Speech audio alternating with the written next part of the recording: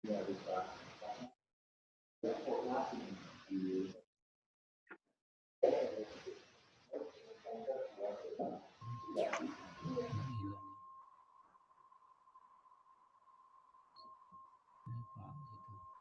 sama. Jadi Wih, ganti. Ini. Saya izin sebentar ke kamar kecil, Pak Hendro.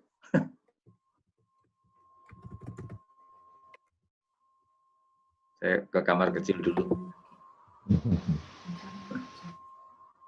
Besar.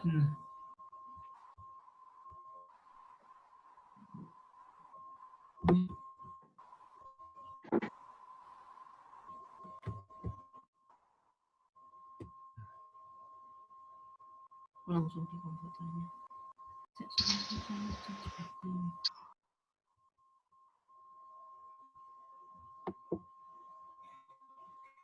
Atau pakai ini aja, headset aja. Sebentar. Oke.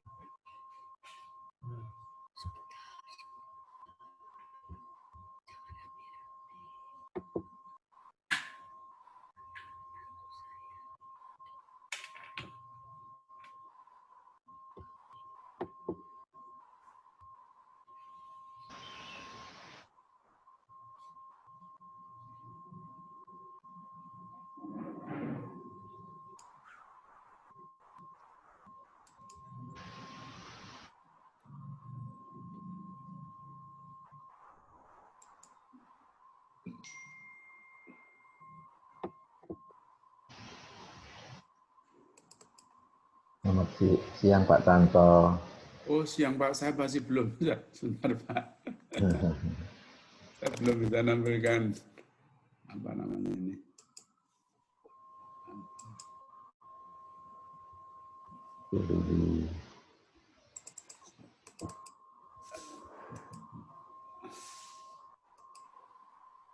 Pak bisa ini. Nah, ini mulai baru. Oh ini materinya. Oke. Oke, masuk Pak. Ya. Ya Pak. Ya, masuk Pak.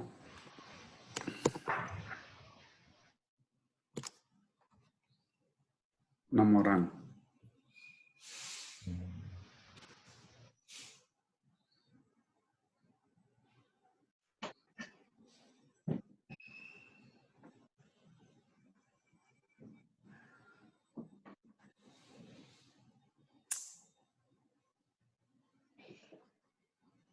Yang lain belum join ini. Ya.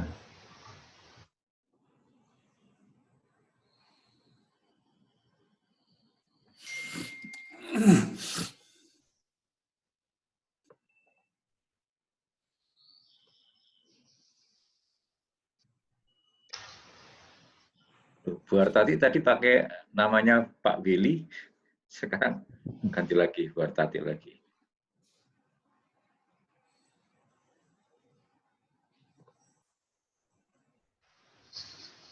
Soundnya belum dinyalakan Pak Bu Hartati. Iya, kemarin laptopnya sebenarnya bermasalah yang satu Pak, audionya nggak bisa diinikan. Jadi, iya, ini sekarang ini jauh lebih baik Bu yang sekarang ini. Ya ini laptopnya Pak Welly. Saya ditukar sama aja saya Bu. Nyoba background Pak. Iya. Backgroundnya nggak bisa diganti di yang satunya. Di rumah Bu Hartati? Iya Pak, di rumah saja. Taat pada perintah pemerintah ini. Tapi ini sekarang lebih baik daripada yang kemarin-kemarin Bu Hartati. Iya, ini laptopnya tidak bermasalah di audio. Yang kemarin bermasalah semua. Untuk speakernya saya pakai loudspeaker terbantu, tapi untuk saya bicara juga sulit, jadi mic-nya nggak jalan, Pak. Iya. Lalu juga ini saya agak khawatir juga karena internetnya tidak stabil di sini, jadi kemarin tuh berapa puluh kali mati terus.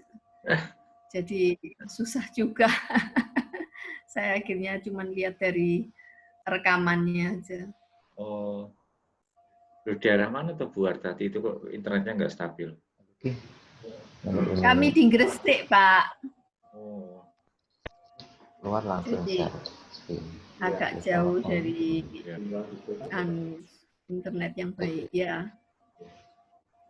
Oke. Karena ada yang share. Oh, Pak Beni mungkin ya. Pak Beni belum keluar. Yang share siapa ya, Pak? Gimana Pak Indro? Saya Pak ini yang sharing. Pak Beni nggak keluar. Pak Beni. Bilang aja siapa yang sharing. Ini Pak. Halo Pak. Oh lah ini apa Pak Beni? Iya. Pak Beni ini yang share Pak Beni ya? Iya. Yang slide terakhir. Yang slide terakhir Pak. Enggak, artinya ini yang saya kirim terakhir. Iya, yang baru di email Pak. Baik Pak Beni. Kita bisa mulai Pak. Oh ya, silakan Pak Endro. Ini ada. Kita mulai aja daripada nunggu-nunggu itu. Ya. Bu Lili. Halo Pak. Ya, Bu Lili. Saya ini wira-wiri ke dapur jadi. Ini multitasking. Nggak berani menampilkan bentuk wajah. Mau ngirimi toh Bu?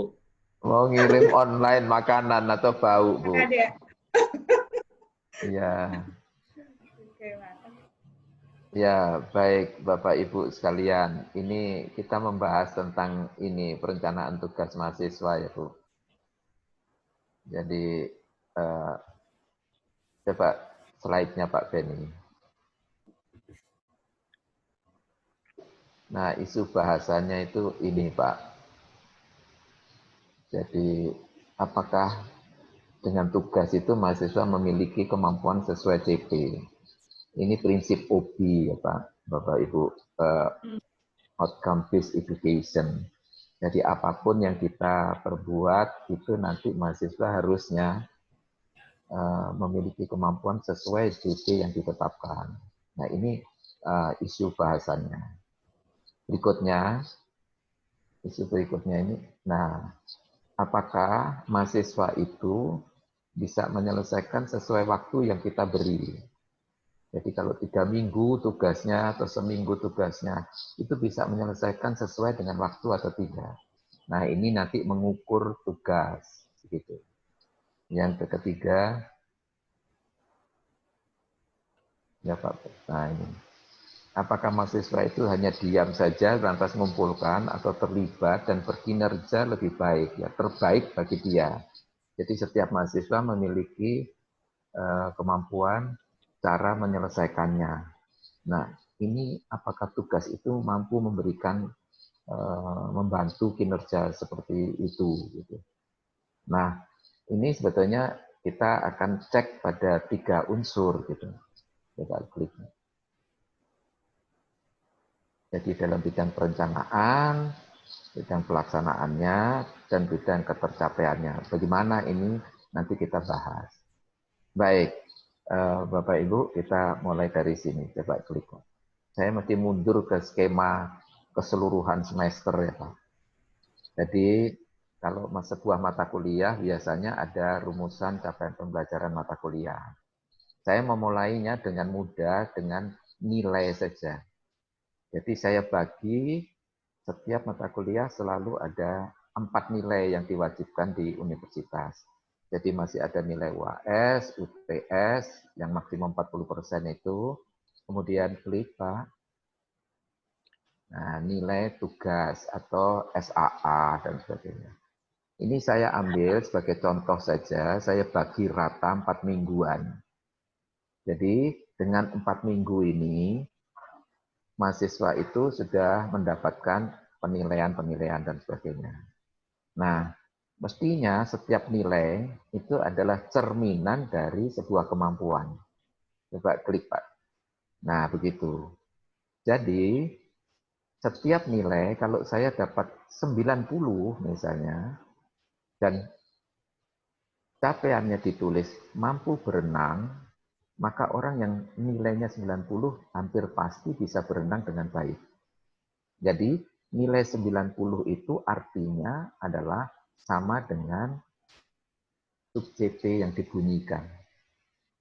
Sehingga saya tulis sub CP-nya itu di atas nilai. Jadi nanti kita tidak bisa lagi memberikan nilai 100, terus tapi kita ngeluh ternyata anak-anak tidak bisa. Ini berarti ada yang tidak tepat. Jadi nilai itu adalah cerminan dari implikasi dari rumusan CP.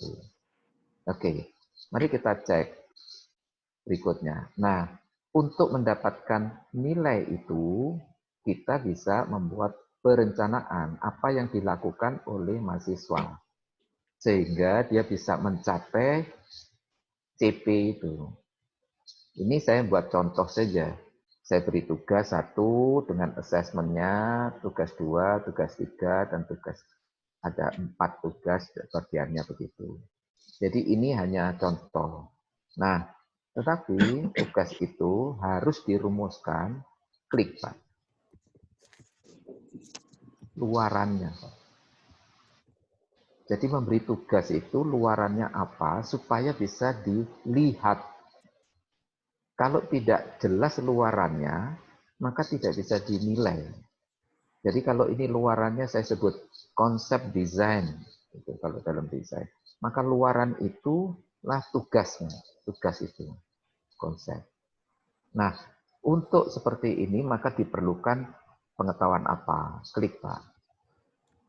Nah, ini perbedaannya kalau dulu kita mesti ngajar dulu bahannya ini, baru diberi tugas. Mestinya cara logikanya adalah untuk bisa mempunyai kemampuan itu diperlukan pengetahuan apa saja. Jadi ini sebetulnya meletakkan bahan kajian itu sebagai sumber belajar untuk bisa mengerjakan sesuatu. Nah, mari kita lihat berikutnya, kliknya lah. Nah, bentuk penilaiannya sekarang. Kalau kita tadi berenang, cara membuat penilaiannya bagaimana? Bertahap, mau langsung akhir, atau melalui objeknya saja. Nah, ini pilihan. Nah, yang penting sebenarnya dalam penilaian itu klik Pak. Nah, kriterianya. Apa kriterianya itu? Jangan-jangan dapat 100, mahasiswa dapat 100 karena family. Ya, jadi bukan kriterianya itu Pak. Kriterianya jelas, orang bisa tahu. Nah, berikutnya Pak, klik. Nah, itu ditulis dalam bentuk rubrik Pak. Oh, ini kok bisa begini ya, kirimannya tidak beda. Jadi ini sebetulnya satu tahap yang kalau diulang seperti ini Pak, klik Pak. Nah, itu masing-masing ada terus Pak, klik. Nah, begitu Pak, mestinya Pak. Terus. Jadi kita setiap tahap itu kalau lengkap begini, maka sebetulnya mau online mau offline sebetulnya tidak ada. Kemarin ada diskusi dengan Bu Utami ya. Terus mahasiswa cenderung dosen memberikan tugas yang begitu banyak sampai mahasiswanya kelabakan gitu. Nah, ini kalau sudah benar rancangannya seperti ini, mau offline mau online sebetulnya tidak ada masalah sebetulnya. Jadi inilah konsepnya ya. Nah, dari konsep keseluruhan ini saya akan cuplik satu bagian saja. Coba Pak Denny klik ya Pak. Ini bebannya, terus klik Pak. Terus klik Pak. Nah, RPS itu kan ditetapkan apa offline ataukah online itu harus tetap pada 1 minggu sebelum perkuliahan dimulai. Nah, sekarang pertanyaannya berikut. Silakan Pak Denny, klik. Nah, anggap saja 8 minggu sudah selesai, mulai ada corona ya Bu, Bapak Ibu. Nah, ini saya tutup, mau maju pada satu tahap berikutnya. Begitu. Nah ini Pak. Coba klik Pak. Ini saya satu bagian saja. Saya bagi seperti ini. Jadi CP-nya harusnya dirumuskan untuk diberi nilai nanti. Ini anggap saja selama 4 minggu CP itu bisa dicapai, sub CP ya. Ini contohnya, berikutnya klik. Nah, untuk itu selama 4 minggu itu aktivitas belajar apa saja dan bagaimana dia dosen itu mengakses. Dan ini yang dirancang kemarin sebagai contoh Pak Sunu itu 1 minggu. Pak Sunu kemarin memberi contoh bagaimana aktivitas belajar 1 minggu. Nah, dengan online, sinkronus, dan offline. Kemarin bukan offline, out dari situ pakai model biasa, begitu. Nah, mari kita cek ini berikutnya. Nah, luaran ini harus ditulis. Jadi setiap kegiatan luarannya apa, begitu. Nah, coba klik Pak. Nah, bahannya mestinya sudah dipilih, sudah diupload. Sayangnya kita sering bahannya diupload, lantas berikutnya itu baru mau kita cari. Apa ya aktivitasnya? Begitu. Mestinya aktivitas belajar itu bagi mahasiswa yang kita rancang lebih dulu. Nah, mari kita klik berikutnya. Jadi ini hanya satu tahap saja, saya gambar ulang gitu. Terus klik Pak, penilaian, tunjuk kriterianya, dan rubriknya. Nah, Bapak Ibu, mari kita cek. Yang dipentingkan dalam rancangan ini adalah kesesuaian, alignment dari CP itu kalau dicek benar, itu sampai rubrik. Klik Pak.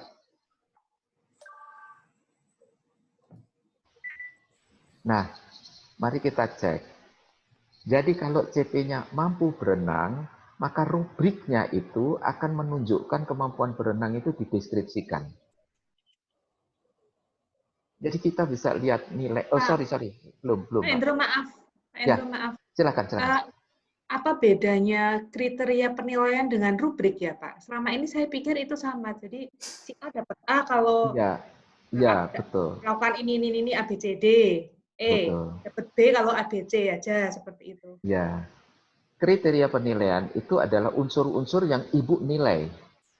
Apa saja yang aspek yang Ibu nilai itu kriterianya. Jadi misalnya, tadi kemampuan berenang, saya cek tekniknya. Oke, itu kriterianya. Kecepatannya, begitu. Kemudian kita ada, katakan saja, waktu itu menjadi indikator penilaian. Nanti dalam rubrik itu akan disebut, kalau dia 5 menit, maka dia dapat A.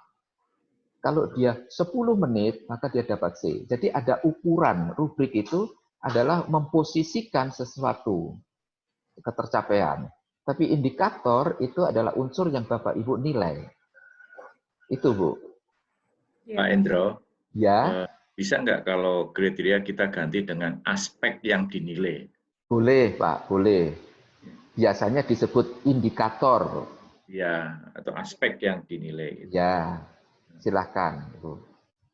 Jadi aspek yang dinilai itu. Nah, ini mesti urut, Bu. Jadi kalau kemampuannya itu katakan saja berenang, terus kita menulis paper, ada jurnal, ya hebat sih, tapi tidak mungkin itu bisa berenang.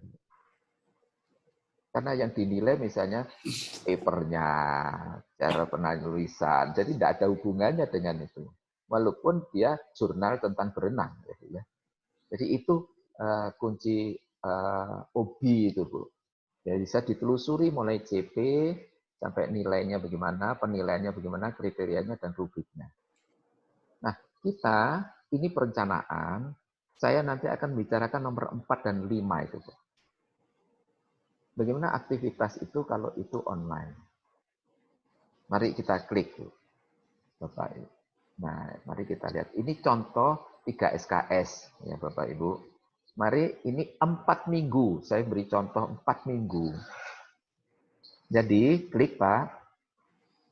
Nah, mestinya ini bahan kajian, deskripsi tugas, itu sudah diunggah di e-learn minimum 1 minggu sebelum sebuah tahap 9, 10, 11, 12 itu dilakukan. Jadi kayak kemarin misalnya Pak Suno, ini diupload lebih dulu, sudah ada pertanyaan-pertanyaan yang nanti minggu ke-9 mulai, itu sudah ada jawaban dari mahasiswa, misalnya. Jadi ini tugas itu mestinya diupload di sana. Oke. Nah, berikutnya ini. Ini mestinya sudah ada sebelumnya. Jadi sub CP itu harusnya sudah ada gitu. Nah, mari kita cek, Pak. Nomor 1 yang kita lakukan ini merumuskan ini. Ini saya beri contoh simple. Mampu menyusun sebuah strategi bisnis melalui analisis pasar berdasarkan teori X dan referensi wajib. Misalnya begitu. Nah, ini nomor 1 harus dirumuskan. Pertanyaannya bagi dosen dan bagi mahasiswa, bagaimana supaya mahasiswa dalam 4 minggu itu mampu menyusun itu. Jadi itu pertanyaan, bagaimana kita merencanakan supaya dalam 4 minggu itu mahasiswa rata-rata semua bisa menyelesaikan, memiliki kemampuan seperti itu. Maka sebenarnya klik. Nah, luaran tugas itu ditulis. Anggap saja bahwa yang disebut sebuah strategi bisnis itu, saya akan cek luaran tugasnya itu nanti ada skema pemikiran, analisis data, gagasannya bagaimana, dan kajiannya sampai kesimpulannya bagaimana. Nah, ini luaran ini 4 itu sebetulnya kita bisa rancang secara bertahap. Mari klik, Pak. Nah, misal minggu pertama, minggu ke-9, itu keluar skema pemikiran lebih dulu. Nanti minggu kedua, itu analisis datanya. Minggu ketiga, gagasannya ada. Minggu keempat, laporan akhir itu dalam bentuk ini kajian gagasan. Nah, kalau kita strateginya seperti ini, dengan luaran seperti itu, apa yang kita mesti lakukan? Jadi setiap minggu ada luaran yang kita bisa cek. Gitu. Nah, mungkin inilah rancangannya dulu. Mungkin ada pertanyaan dari Bapak Ibu sebelum kita lanjut. Bisa tanya Pak Endro, Ya, dari monggo, Pak. Adrianta. Selamat pagi. Selamat pagi, Pak. Pagi, Dok. Ya, Dr. itu yang Andianto. saya belum mengerti. Luaran itu harus dicek tiap minggu. Nah, itu kita tidak pernah rasanya ngerjakan. Jadi, luaran itu biasanya kalau di kita, di kedokteran itu disebut kompetensi. Betul. Kalau CP itu learning objective. Jadi, mahasiswa memang kita beri selalu CP, learning objective. Itu diberi. Apakah SAP, apakah apa namanya sekarang, macam-macam, tapi ada learning objective yang diberikan sebelum atau pada minggu ke-8 itu, sebelum kuliah kan. Nah, yang luaran ini yang biasanya cuma apa ya, dosennya membuat tapi nggak dicek minggu 9, 10, 11 itu yang akhirnya baru minggu 12 ya sudah laporan akhir itu gitu loh. Itu yang saya mau tanyakan. Ya, baik Pak. Seperti dulu zaman saya sekolah juga begitu Pak. Peduli amat dengan prosesnya. Kalau terakhir kamu tidak bisa ya sudah tidak lulus begitu kira-kira Bu, Pak. Nah ini sebetulnya kita coba apa yang kita bisa lakukan untuk assessment Pak. Jadi sebetulnya penjadwalan ini terserah pada dosen dirancang. Kapan kita bisa tahu bahwa dia mikirnya sudah tahu mahasiswa itu. Jangan-jangan ketahuan sampai minggu ke-12 dia sama sekali tidak paham. Jadi ini sebetulnya adalah strategi untuk kita mengakses seberapa jauh tahapan dia belajar itu. Itu yang pertama. Yang kedua memang mengakses apakah memang dia melakukan seperti yang kita rancang. Nah, perencanaan ini, tahapan ini, Dok, sebenarnya tergantung pada bidang keilmuan, Dok. Jadi Ya. misalnya bidang analisis manajemen mungkin seperti ini. Ya. Penelitian mungkin tidak sama dengan begini. Bahkan proyek arsitek, saya dari arsitek Pak, itu tidak demikian. Bahkan ada mahasiswa yang pada minggu ketiga baru dia bisa membuat, tapi lebih cepat begitu. Jadi strategi ini bisa setiap bidang studi bisa memilih, Pak. Dok, begitu Pak. Ini contoh saja. Ya, cuma tiap minggu kita sebagai dosen kan harus, menurut Bapak harus memantau lah. Mestinya A-nya, begitu Pak. B-nya, nah itu kita belum punya cara dan betul, Pak. Bagaimana itu nanti, apakah itu dalam bentuk hanya formatif saja, diberi kuis-kuis, coba ada nilai-nilai yang tadi di skema sebelumnya itu, yang mau digabung. Nah, nilai-nilai itu, bagaimana? Nah, ini saya teruskan, nanti akan ketahuan ini Pak. Iya. Baik, mari Pak, kita ikuti. Pak Benny, klik Pak. Nah, ini dosen. Ini melakukan interaksi ya Pak. Kemudian berikutnya Pak klik. Nah ini contoh mata kuliah 3 SKS. Nah memang di kedokteran ini diskusinya tingkat nasional ribut sekali ya Pak tentang SKS di kedokteran. Iya. Nah tetapi di kita secara umum standar nasional itu 3 SKS itu dosen interaksinya itu 3 SKS berarti 3 kali 50 menit. Kemudian klik Pak. Mahasiswa itu ini Pak. Maaf.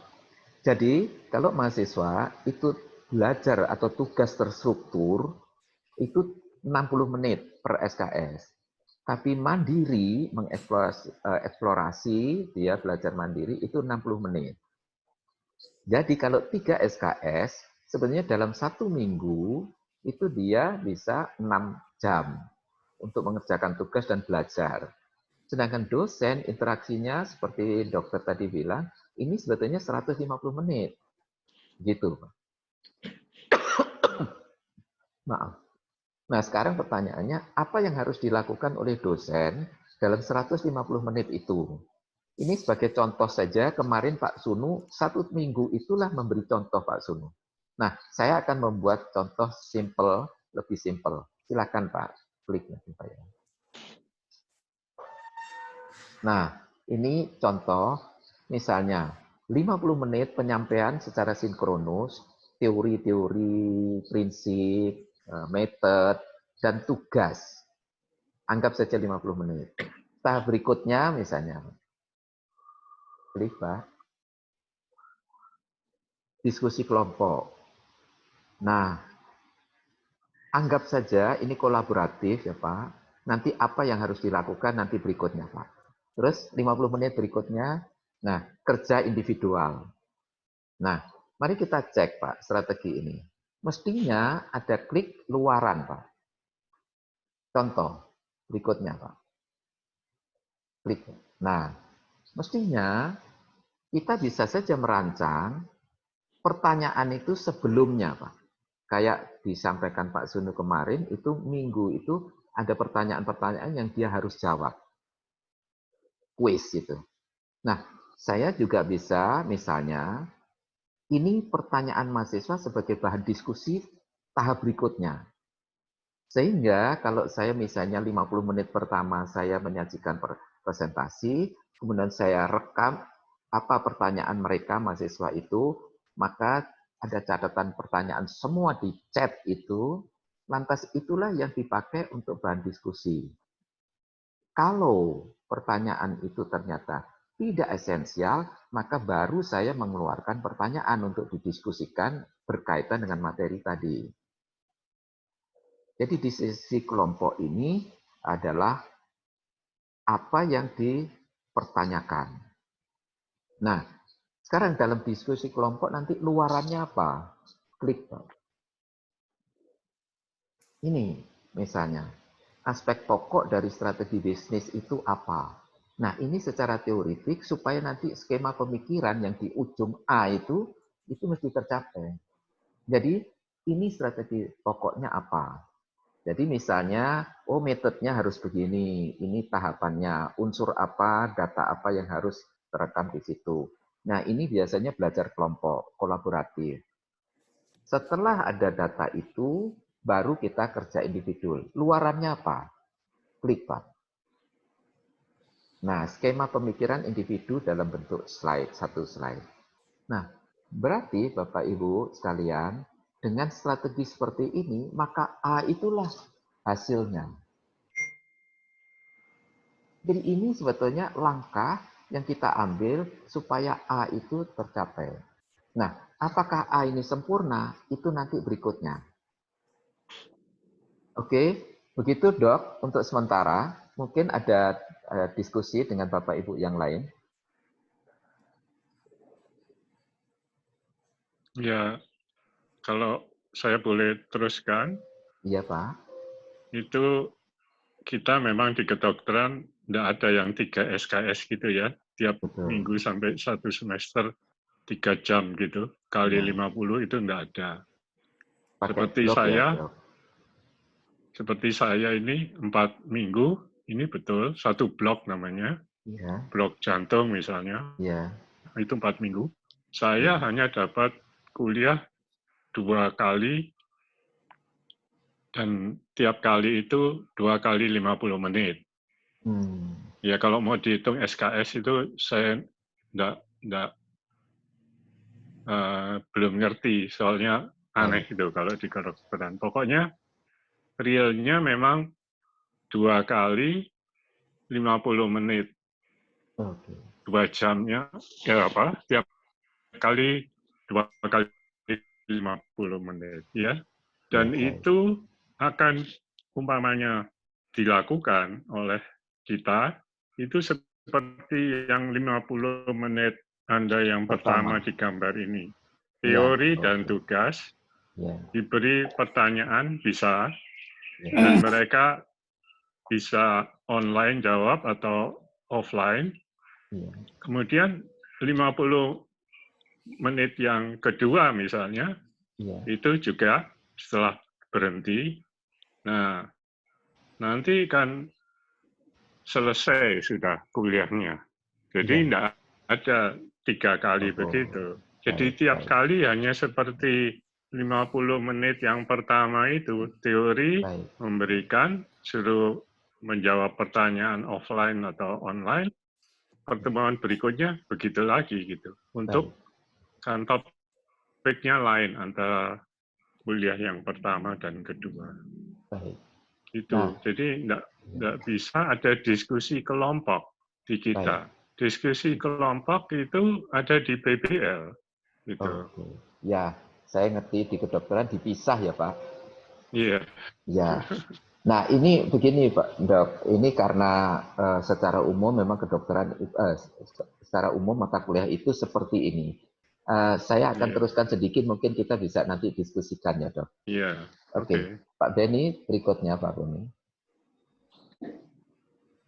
Nah, ini sebetulnya setiap minggu dosen itu memiliki tugas, karena 3 SKS, 150 menit, 150 menit, seperti itu. Nah, kita bisa rancang seperti ini. Dok. Silakan, Dok. Pak. Nah, ini mirip lanjutan misalnya, tetapi berikutnya, klik Pak. Nah, ini sebetulnya adalah tutorial. Jadi, saya tidak lagi dalam bentuk kuliah, tapi mungkin ini tutorial. Bisa sinkronus, artinya sinkronus, mahasiswa itu menyajikan apa yang sudah dia perbuat. Untuk dikomentari, bisa grup, bisa dosen. Jadi ini strategi yang dipilih. Kemarin misalnya Bu Maureen, misalnya dosen itu hanya dosen yang mengomentari. Tetapi Pak Sunu kemarin memberi contoh bahwa grupnya itu bisa memberi komentar terhadap hasil grup lain. Jadi ini bentuknya tutorial, cuma contoh Pak Sunu kemarin dalam 1 minggu. Nah, ini dalam 4 minggu itu saya bagi misalnya seperti itu. Nah, kalau asinkronus, maka laporan itu bisa dikirim lebih dulu, lantas kita komentari. Nah, seperti yang dokter tadi sampaikan, itu sebetulnya ada waktu yang tadi hanya 2 minggu atau 2 kali 50 menit. Yang 50 menit itu mungkin asinkronus ya dok. Jadi itu yang mungkin bisa laporannya disampaikan, tugas terakhir itu tidak langsung di akhir, tetapi dicicil untuk bisa dapat koreksi. Nah, mari kita cek berikutnya, Pak. Nah, mahasiswa ini tugasnya seperti ini, Pak. Jadi sebetulnya mahasiswa itu tugasnya adalah 6 jam per minggu dikalikan 4, jadi 24 jam. Nah, oleh sebab itu sekarang kita balik. Kalau dosen akan memberi tugas, sebetulnya harus diperkirakan, betulkah tugas tingkat kesulitan itu setara dengan jam yang sudah kita berikan, kita jadwal. Tapi sering dosen begini, buat paper ya, minggu depan masukkan.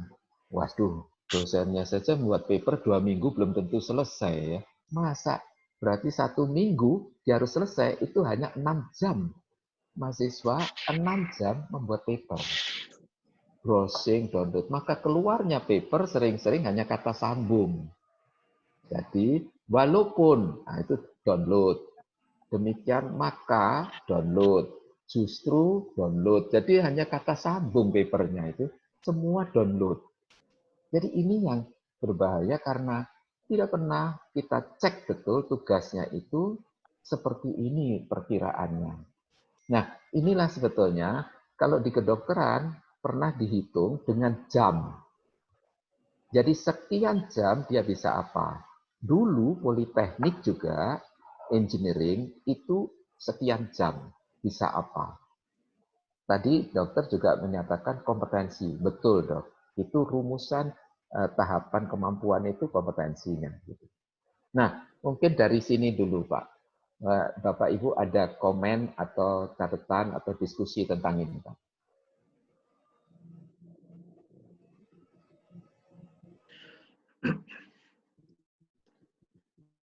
Nah, kalau tidak ada, Pak. Saya mungkin Pak Hendro kadang-kadang itu dosen di dalam membuat desain antara minggu 1 dengan minggu kedua itu sesuatu yang terpisah gitu. Betul, betul. Nah, itu agak kesulitan memang kalau dibuat seperti ini, berkesinambungan gitu. Ya, baik. Ini betul Pak Sunu. Bagaimana tahapan seperti pertanyaan dokter tadi pertama, Pak Benny, bisa enggak pada slide yang di bawah Pak tentang tahapan Pak? Coba cek Pak ya, slide.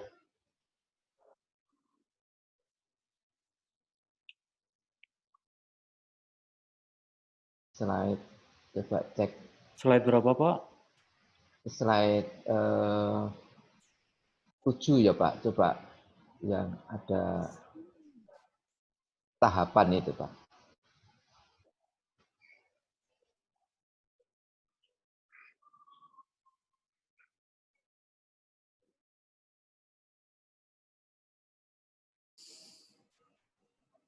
Ini Pak? Ya, ya. Silakan ini Pak. Bapak Ibu, ini apa yang ditanyakan Pak Sunu itu bisa seperti ini Pak. Coba klik Pak. Nah, ini salah satu contoh ya Pak. Klik terus saja Pak. Klik. Nah ini. Terus klik Pak. Ini. Klik. Ya. Klik terus. Ya. Klik. Ya. Nah, Bapak Ibu, ada pelajaran yang memiliki konsep petanya itu belajar itu bertahap sesuai dengan tingkat kesulitan. Jadi misalnya kalau mau belajar tentang konsep sistem manusia, katakan ini biologi, saya coba diskusikan. Oh, belajar dulu fisiologi, konsepnya bagaimana, prinsip fisiologi, anatomi. anatomi manusia prinsipnya bagaimana, lantas skeleton, saraf, mirip kayak kedokterannya. Nah, setelah itu baru dia mengerti tentang sistem manusia. Kalau ini dipakai, tahapan ini, maka sering-sering kita kuliahnya dari bawah. Klik, Pak. Nah, ini modul 1 terus, Pak. Terus jadi modul 2, modul 3, modul 4, begitu. Nah, ini mestinya kalau tadi berkaitan dengan kalau materinya dipelajari, maka mestinya harus ada luarannya. Nah, luarannya kita klik, Pak. Nah, bisa CP1, CP2, CP3, CP4.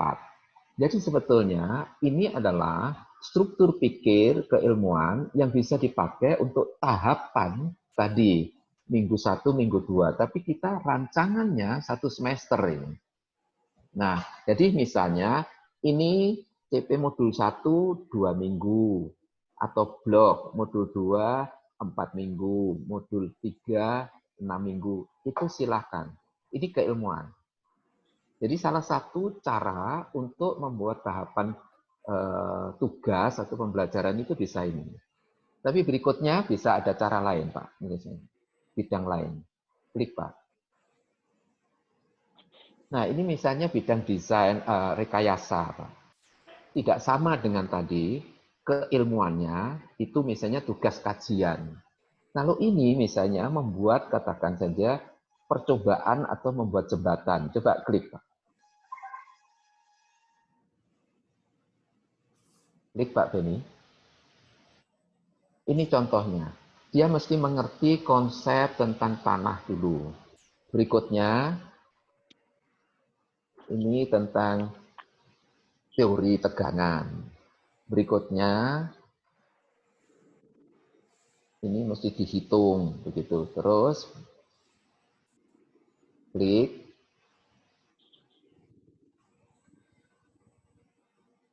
Klik, Pak. Ya. Terus klik. Klik lagi, Pak. Oke. Nah, Bapak Ibu, ini bisa saja sebuah engineering, bahkan ini di engineering, itu yang saya kotak itu bisa dalam 1 blok. 4 minggu saya hanya bicara soal tanah 1, 2, 3 itu. Itu 4 minggu pertama. 4 minggu berikutnya itu yang nomor 5, 6, 7. Nah, Bapak Ibu, ini tentu berkaitan dengan, nanti materi berikutnya adalah di mata kuliah berikutnya untuk ini. Tadi kedokteran juga, itu PBL. Jadi, knowledge ini diperlukan untuk nanti kalau praktikum. Itu bisa saja semacam itu. Jadi, tahapan logic method ini bisa digunakan untuk tahapan pembelajaran. Ini alternatif yang kedua. Alternatif 3, Pak. Coba, Pak. Ini dalam bidang desain yang tadi ditanyakan Pak Suno. Mungkin ini 4 minggu polanya sama. Metodenya yang diulang, obyeknya setiap minggu berbeda, tapi diajari metode yang sama. Jadi ini adalah kemampuan mendesain. Misalnya, klik, Pak. Klik, Pak. Nah, ini metodenya. Maka sebetulnya yang berbeda itu objek studinya, objek kajiannya. Jadi misalnya nomor 1 tentang apa, nomor 2, makin lama makin rumit. Jadi bisa saja itu belajar. Kalau di arsitektur misalnya membuat komposisi. Komposisinya bidang, komposisinya ruang, komposisinya gedung. Jadi makin rumit, tetapi metodenya sama dan temanya sama, komposisi. Nah, ini yang ditulis di dalam tugas, jelas objeknya ini dan sebagainya. Nah, bagaimana penilaiannya? Mari kita klik misalnya. Klik. Nah, CP-nya seperti ini misalnya.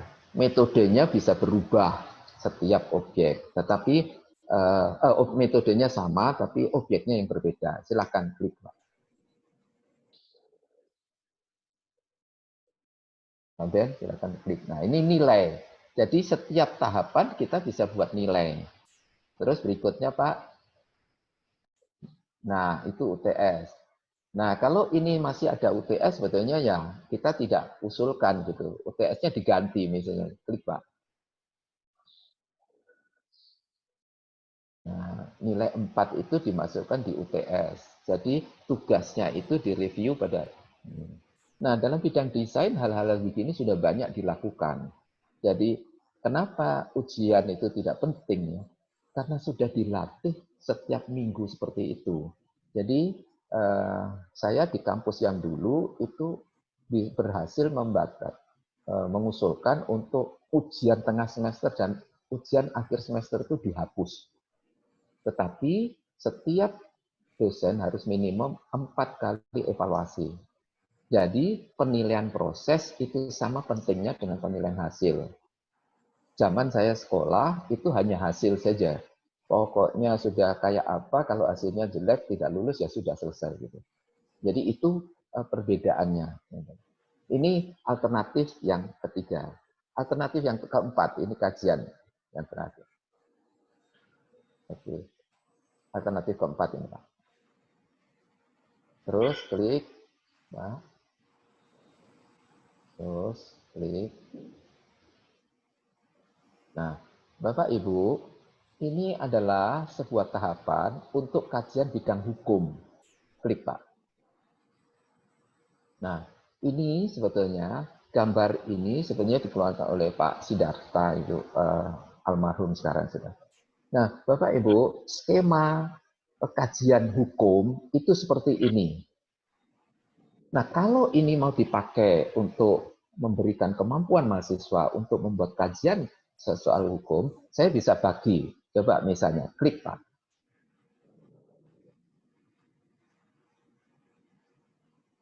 Klik, Pak.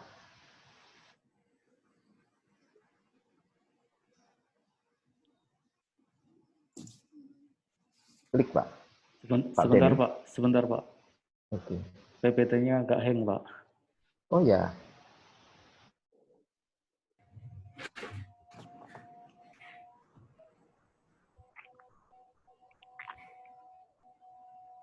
Iya, PPT ternyata bisa hang. Tapi saya sempat juga ngajar pagi gitu loh. Iya, iya.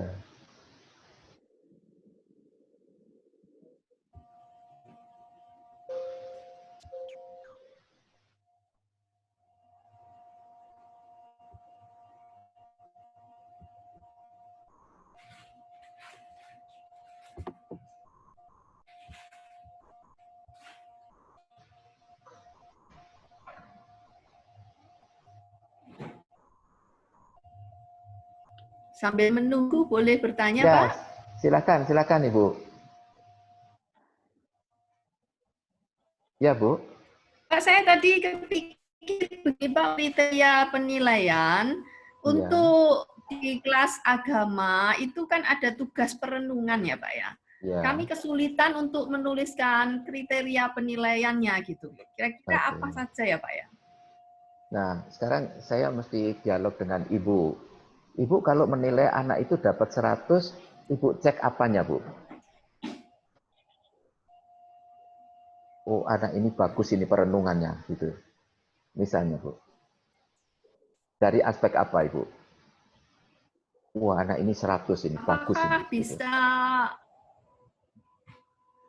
ya itu perenungan agak susah ya, Pak. Maksud saya apakah kita bisa menilai kejujurannya begitu? Oke. Misalnya. Nah, agak susah, subjektivitasnya tinggi, Pak. Oh, oke.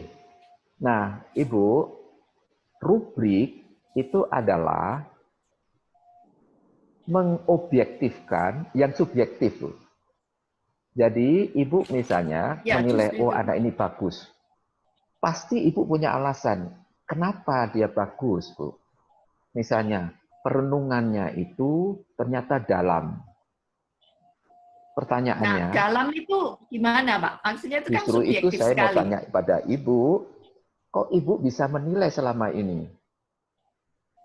Lantas Ibu menilainya dari aspek apa, Bu?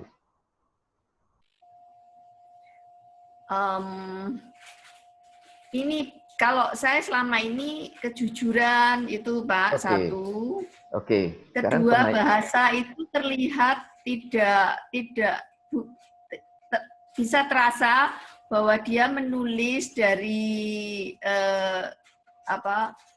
kosakatanya sendiri, tidak copy paste dari internet begitu. Itu bisa terasa, Pak. Jadi itu kejujuran. Baik. Ya, baik Ibu. Jadi Ibu menulis kejujuran dari objek bukan perenungan kan Bu? Objeknya Ibu melihat adalah cara dia penulisannya, tidak mencontek. Itu sudah ada alatnya sekarang Bu ya. Terniti itu bisa dicek keasliannya. Nah, sumbernya bagaimana dengan kata-kata sendiri. Nah, apakah Ibu hanya kejujuran itu saja? Nah, kalau kejujuran, apakah memang harus lewat perenungan? Nah, itu dibalik begitu, Bu. Gunanya perenungan itu apa misalnya, Bu? Jadi Ibu akan membuat penilaian, sebenarnya apa yang Ibu maksud untuk itu, lantas dituliskan, supaya yang lain itu juga mengerti bahwa semua akan dinilai aspek itu. Itu gunanya rubrik, Bu. Jadi kalau kita sendiri, saya pernah diskusi dengan senior saya ya Bu, tentang estetika Bu. Ibu tadi bilang subjektivitas. Kalau estetika itu mengatakan beliau, itu sangat subjektif. Jadi sulit untuk diterangkan. Loh, kalau sulit, maka tidak perlu diajarkan. Dan tidak perlu dinilai orang dia sendiri bilang sulit. Nah, bagaimana orang yang belajar bisa tahu kalau itu? Nah, belajar dengan perasaan itu bukan berarti salah ya Bu. Misal, maaf, itu Ibu Sirli senengannya orange misalnya Bu ya. Misal ya Bu ya, itu saya lihat bajunya Ibu bagus orange. Terus saya kan tanya Bu, kenapa enggak biru Bu? Boleh toh Bu, Ibu jawab, loh saya memang senang orange. Gitu Ibu. Nah, tapi kan sekarang berarti saya akan melihat apakah kalau saya tidak senang orange terus saya nilai jelek. Yang saya nilai bukan orange atau biru atau ungunya, tetapi yang saya nilai adalah bagaimana keserasian. Nah itu apakah dia merah, biru, terserah. Jadi menemukan unsur estetik itu sendiri sebagai tolok ukur penilaian. Nah ini sebetulnya yang bisa diterangkan pada semua orang, mahasiswa juga mengerti. Yang penting adalah keserasian. Oke, apa keserasian itu? Ini indikatornya. Nah, sekarang kalau dosennya sendiri tidak bisa menerangkan lah, terus yang belajar terus bisa apa gitu. Nah, dinilai dengan perenungan tadi gitu. Direnungkan terus oh ini dapat 7, direnungkan lagi oh dapat 9 lah. Ini kan kita tidak bisa secara terbuka objektif terhadap rubrik itu. Gitu. Begitu ya, Bu? Maaf Ibu, sempat tadi. Mau tanya Pak Sunu sama Ibu tadi, maksudnya perenungan itu apa refleksi? Ya, memang refleksi. Oke. Kalau di kedokteran sangat penting, Bu. Jadi setelah PBL, itu mereka harus refleksi. Tiap kali itu. Dan tiap orang harus refleksi dia sendiri dan temannya di grup. Nah, kalau dia melakukan itu dengan baik, ya Anda beri rubrik. Dia kalau begini-begini dapat poin berapa, kalau begini-begini dapat berapa gitu. Ya memang harus ada rubriknya. Dan refleksi ini di kedokteran sangat penting. Karena dia menilai pertama diri sendiri, dan di dalam kelompok dia akan menilai temannya. Sehingga semua bisa maju dan memperbaiki diri sendiri semua. Akhirnya juga kelompok jadi lebih baik gitu. Misalnya ada di PBL itu kan 8 mahasiswa, yang satu diam sendiri waktu itu sesi itu. Terus kan dia bilang, oh saya itu tadi diam karena saya enggak siap. No. Terus dia menilai temannya. Aku senang teman si B itu tadi yang ngotot mempertahankan konsepnya. Nah, gitu. Jadi bisa dinilai dari begitu, Bu. Atau juga bisa dinilai refleksi itu dari portofolio. Di kedokteran itu membuat portofolio itu juga sangat penting, terutama nanti di klinik. Jadi dia menghadapi pasien ini, aku kok susah ya, kok dia rodok mau nangis kalau cerita ke saya. Semua dicatat di portofolio itu. Aku terus tidak bisa ngatasi. Nah, dosen itu harus membaca kan portofolionya, terus dia memberi pengarahan. Jadi refleksi itu memang harus dikerjakan dan paling baik sebetulnya. Tapi itu yang membuat rubrik itu harus direncanakan dengan baik. Mungkin itu kalau dari kedokteran. Baik, terima kasih Dok. Wah, luar biasa ini. Saya nambahkan Pak Indro. Iya Pak Rusunu. Bu Hartati, itu ada referensi bagaimana melihat refleksi seseorang, Bu. Misalkan pakai punyanya Mesirow, dia membagi ke empat level refleksi gitu. Jadi pertama, ya apa? Iya, Mesirow. Jadi itu bisa dibuat kayak rubrik akhirnya, Bu. Ya. Jadi pertama yang terendah itu dia hanya menjelaskan sesuatu yang dia kebiasaan saja, gitu. Jadi dia melakukan apa? Jadi di dalam perenungan itu dia hanya menjelaskan action-action yang dia lakukan seperti biasanya, gitu. Itu yang paling rendah. Nah, yang lebih tinggi dia bisa menjelaskan.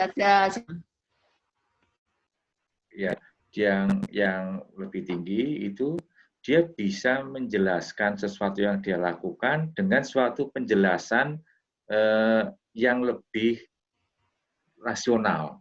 Jadi ada menjelaskannya itu berdasarkan pemahaman dia terhadap sesuatu. Misalkan mengapa kok saya melakukan seperti ini karena saya begini gitu. Jadi ada suatu understanding, ada pemahaman dia terhadap apa yang dia lakukan. Gitu.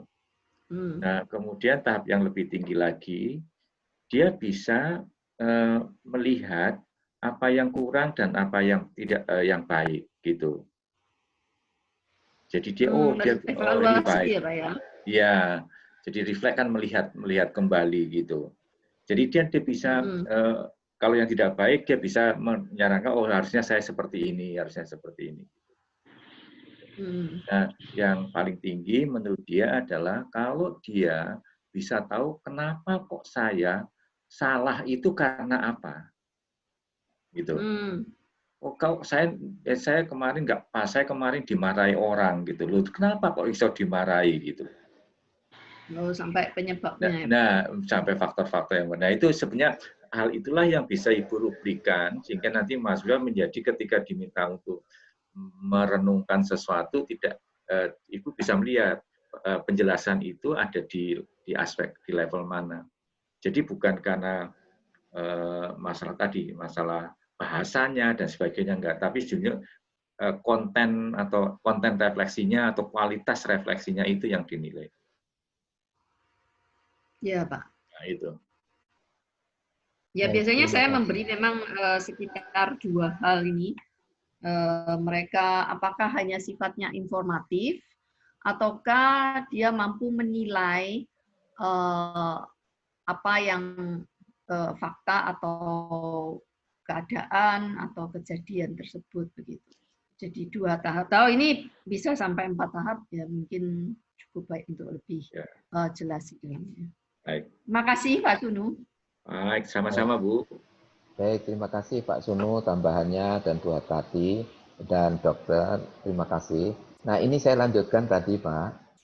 Jadi misalnya Bapak Ibu, ini tahapan skema itu ada 1 sampai 5 tahap itu diberi nomor setiap tahap. Itu bisa saja satu kelompok ini 1 minggu saya kotai, 4 minggu jadilah ini. Jadi tergantung pada bidang keilmuannya bagaimana menstrukturkan yang dimaksud dengan metodenya untuk belajar sesuatu. Desain beda dengan proyek, desain beda dengan manajemen, beda dengan kedokteran, tahapan-tahapannya bagaimana. Nah, itu adalah pilihan di bidang keilmuan ini. Tapi yang penting seperti tadi, ini dirancang, betul-betul ada skemanya, ada outputnya, luarannya, ada indikator untuk menilai. Saya kira itu. Baik, kita kembali yang slide tadi Pak Benny, yang nomor 4 ya Pak. Slide nomor 4 ya Pak.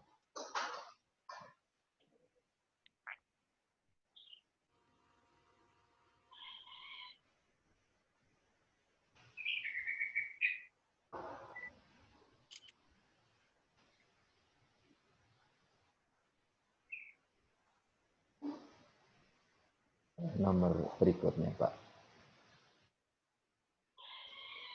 Oh, sudah ini Pak. Sudah berikutnya aja. Ini, oke. Terus, ya. Oke. Nah, Bapak Ibu, stop. Nah, Bapak Ibu, sebelum ini, diklik sebelumnya Pak. Klik apa? Mundur sedikit, satu. Mundur, satu. Nah, Bapak Ibu, dalam tutorial ini, tahapan tutorial, sebetulnya kita bisa klik ini Pak. Klik. Nah, ini yang ditanyakan Bu tadi. Ada indikator sebetulnya. Pada tutorial itu, apa gunanya? Jadi logika pemikiran, itu yang dicek selama mahasiswa mengerjakan tugas, itu mereka harus melihat bagaimana logiknya dia menggunakan itu. Logisnya, ini datanya, bagaimana ngambil kesimpulan, dan sebagainya. Kemudian rinci analisisnya. Semua unsur dianalisis, tidak hanya satu unsur misalnya. Ketiga, kesesuaian dengan teorinya. Dan keempat, baru ketepatan strategi yang dipilih. Nah, kalau aspek ini nanti munculnya pada luaran tugas itu sudah jelas, maka itulah dia yang bisa tercapai. Jadi indikator ini nanti tinggal digradekan menjadi rubrik. Misalnya logika pemikiran, misalnya, dia analisis terbatas, dia tidak ada logisnya antara kausnya atau penyebabnya dengan kesimpulannya, begitu. Jadi hubungan kausalnya tidak jelas, misalnya begitu. Banyak teori-teori yang dipakai untuk melihat logika pemikiran. Kalau kerincian unsur-unsur yang dianalisis itu lengkap atau tidak, begitu. Kalau teorinya 3, dia hanya akses satu teori, ini tidak sesuai dengan yang diminta, begitu. Jadi nanti ada grade ketercapaiannya. Tapi semua mahasiswa sudah tahu saya akan dinilai unsur itu. Nah, inilah sebetulnya perencanaan tugas itu seperti ini. Satu lembar ini mungkin bisa dipakai untuk diskusi kita. Nah, klik berikutnya, Pak. Nah, 3 hal yang penting dalam tugas ini. Klik. Ya. Oke, nomor 1 dulu, Pak. Mundur 1. Nah, Bapak Ibu, ini yang disebut dengan high learning. Sebuah teori mengatakan seperti ini, atau metakognisi lah. Jadi Bapak Ibu, pendidikan di atas sarjana ke atas, sebetulnya yang dilatih adalah pemikiran ini, Bapak Ibu. Ada critical thinking, problem solving, creative thinking, dan decision making. Apa saja bidang? Nah, jadi kalau tugas itu mampu menghasilkan pemikiran seperti ini, bentuk belajar seperti ini luar biasa ini. Jadi ini sebetulnya kalau hanya paham itu hampir tidak ada aspek di sini. 4 aspek ini paham-paham itu tidak ada. Jadi itu kalaupun modelnya Muller, kalau di kedokteran ya dok, itu tingkat kompetensinya itu kan hanya knowledge, knowing, to do, terus ini showing gitu sampai does. Itu yang Miller ya. Nah, kalau di bidang kognisi misalnya teorinya Bloom itu kalau hanya knowledge, comprehension gitu. Nah, mestinya pada pendidikan itu sudah analysis, create ya. applied gitu. Jadi pada level yang tertinggi gitu. Jadi kreatif itu pada ujung yang tertinggi begitu. Jadi ini sebetulnya tugas itu diharapkan itu pada 1 semester itu sudah memiliki kemampuan seperti ini. Berikutnya, Pak. Klik. Nah, jadi instruksi tugas itu harusnya lengkap. Tadi dokter juga mengatakan kompetensi yang harus dicapai. Kita sebut sub CP saja. Objek yang distudi, metode referensi yang dipilih, luaran yang harus dihasilkan, indikator dan norma. Nah, ini norma ini yang disepakati. Ini mestinya perlu. Misalnya, tidak boleh menggunakan aplikasi baku. Ini norma gitu. Jadi tidak ya. Terus misalnya dicantumkan dalam maksimum sekian slide. Itu untuk melatih mereka untuk menyiapkan betul rancangan. Nah, aspek-aspek ini sebenarnya dalam tugas itu sampai F ini mestinya harus dicantumkan. Dan terakhir, Pak. Klik. Nah, ini. Sebagai tolok ketercapaiannya. Jadi kalau kita disebut, apakah dia bisa dicek ketercapaiannya? Tadi alignment dari sub CP sampai rubrik itu ketahuan. Jadi rubrik ini nanti akan ditelusuri, oh ya, anak ini yang level 4 seperti Pak Sunu tadi, level 4 itu ternyata 90% anak level 4, jadi sangat bagus gitu. Tapi kalau lebih dari 50% sampai level 2, berarti ini kurang berhasil, begitu. Kira-kira begitu. Baik, Bapak Ibu, ini yang mungkin kita nanti diskusikan. Ada pertanyaan dari Bapak Ibu sekalian atau mau ditambah? Silahkan. Monggo Bapak Ibu kalau ada yang mau sharing juga ya, tentang yang pernah dipraktekkan, silahkan Bu. Bertati, silahkan. Pak, saya bertanya nih, maksud saya pengamatan ini kan mahasiswa sepertinya belum biasa untuk critical problem solving. Jadi seringkali bahkan mereka untuk di tahap menganalisa dulu, itu analisanya aja nggak tahu gitu Pak, gimana mau menganalisa sebuah, taruhlah gitu. Oke. Oh, kok hilang, Bu? Suaranya hilang ya, Bu Artati. Bu, halo Bu.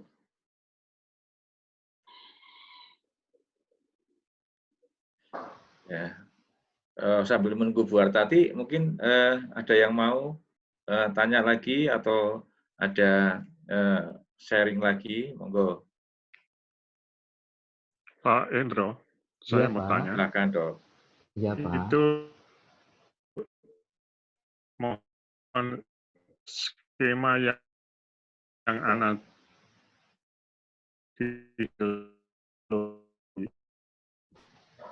kok putus-putus ya, Pak? Kita yang untuk tahap anatomi fisiologi ya, gitu. Ya, ya, Pak. Itu bisa ditayangkan lagi. Oh, baik, Pak. Pak Beni,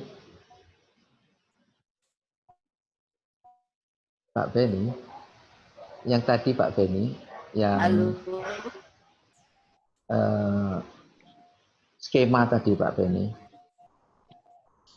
tahapan beda, slide yang beda.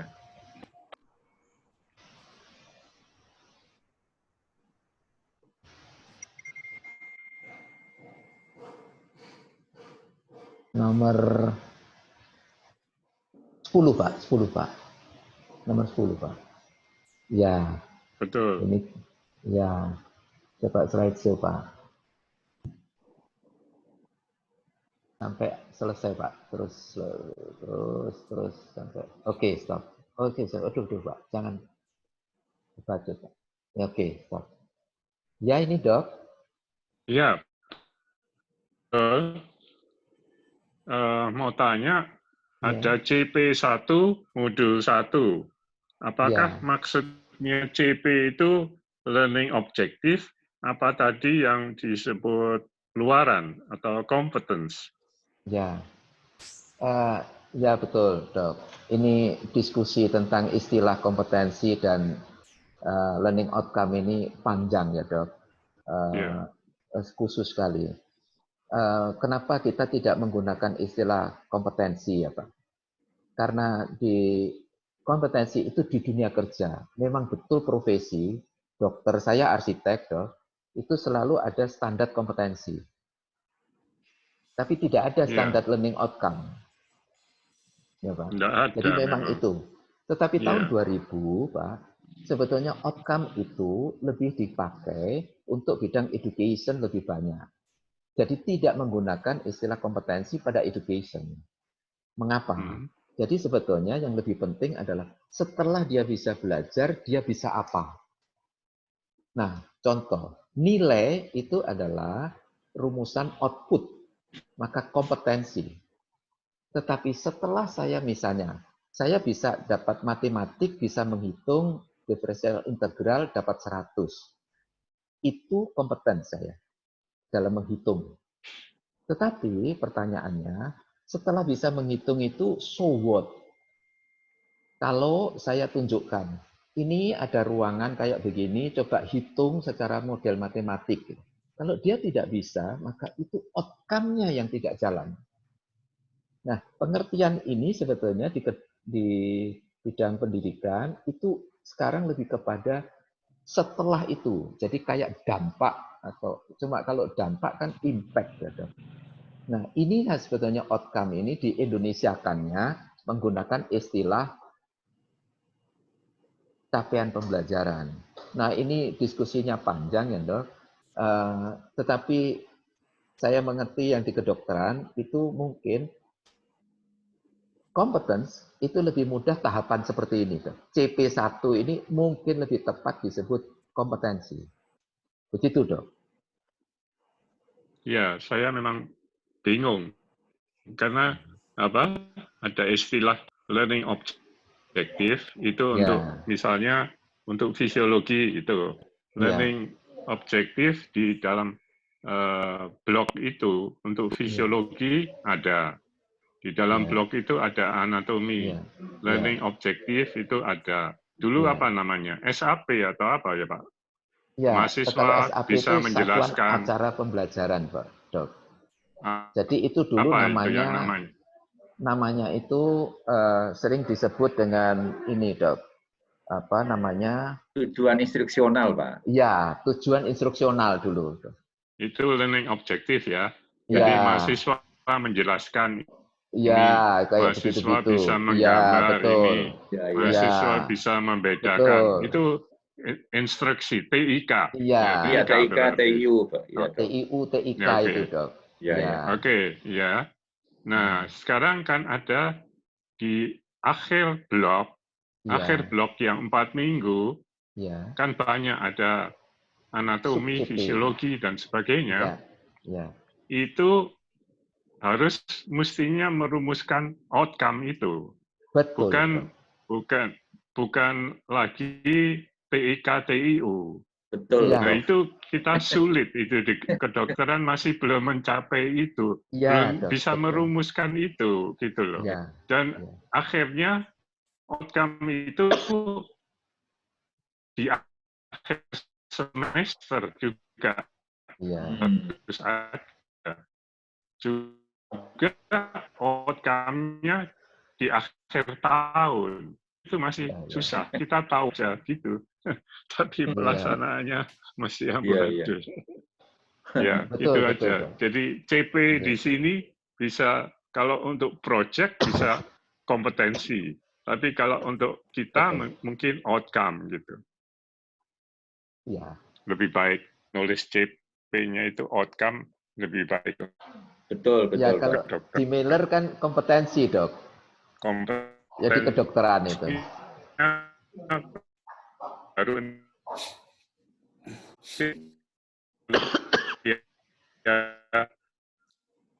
kalau dia sudah jadi dokter, referensi dokter itu harus tahu penyakit ini, levelnya dia harus tahu sampai dia bisa menangani sendiri atau bisa hanya merujuk atau hanya tahu teorinya. Itu standar kompetensi dokter Indonesia. Jadi pada akhir daripada 4-5 tahun itu, tapi kita tidak mau sampai di sana dulu kan, karena dia masih di tahun pertama. Jadi kita mau tahu outcome-nya aja. Nah, untuk merumuskan outcome itu dari TIK, TIU tiap mata pelajaran, itu yang masih sulit. Iya, Dok. Saya ikut diskusi di konsil juga. Waduh, memang itu tidak mudah, Dok. Terima kasih, Dok, komennya. Sama-sama. Mungkin ada dari Bapak Ibu yang lain. Nah, Pak Beni bisa diteruskan slide-nya ya, Pak, tentang rubrik, Pak. Coba cek, Pak.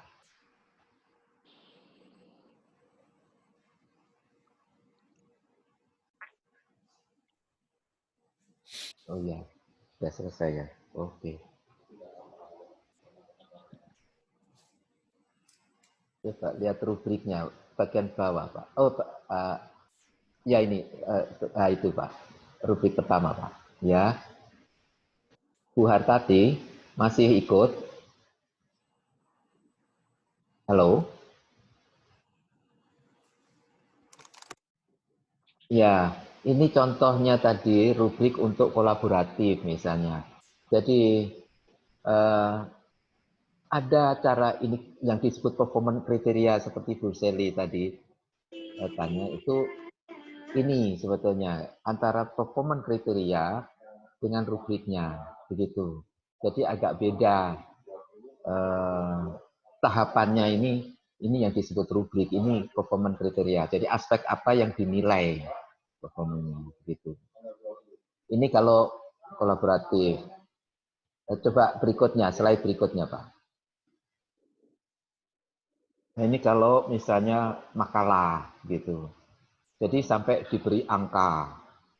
Nah, ini yang menjadi yang dulunya sulit buat tadi. Dengan begini kita menjadi mudah dan semua orang bisa, mahasiswa bisa tahu. Oh, saya dapat sekian, ini sekian. Bahkan dari pengalaman saya, mahasiswa saya suruh menilai dulu dirinya dengan pekerjaannya. Nih nilai. Setelah dia presentasi, saya komentari, terus saya beri format lagi rubrik ini. Sekarang coba nilai punyamu gitu. Kembali. Itu ketahuan dia akan refleksi bahwa oh, yang awal itu saya merasa bagus semua, setelah dikoreksi dia tahu, oh ini enggak seperti itu Pak, masih begitu.